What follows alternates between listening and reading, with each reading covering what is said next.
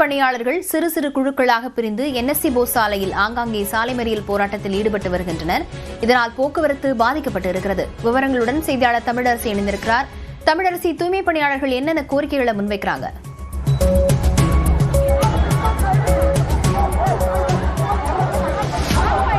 சென்னை மாநகராட்சிக்குட்பட்ட 5 மற்றும் 6வது மண்டலத்தைச் சேர்ந்த தூய்மை பணியாளர்கள் கடந்த ஆகஸ்ட் 1ஆம் தேதி முதல் 13ஆம் தேதி வரை 13 நாட்கள் சென்னை மாநகராட்சியை முற்றுகையிட்டு தொடர் காத்திருப்பு போராட்டத்தில் ஈடுபட்டனர். அதாவது அப்போது 5 மற்றும் 6வது மண்டலத்தில் தூய்மை பணியை தனியாருக்கு விடுவதை கைவிட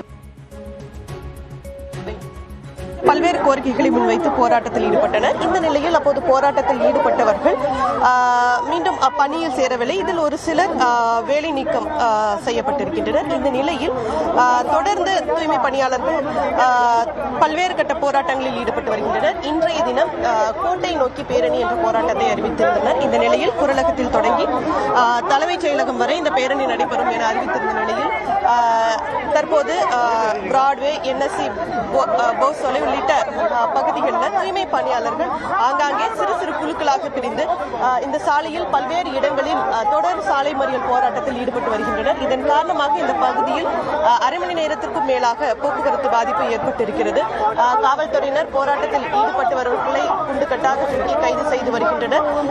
இதன் காரணமாக காவல்துறையினருக்கும் போராட்டக்காரர்களுக்கும் இடையே தள்ளுமுள்ளு வாக்குவாதம் ஏற்பட்டு வருகிறது. ஒரு சில தூய்மை பணியாளர்கள் போராட்டத்தில் ஈடுபட்டு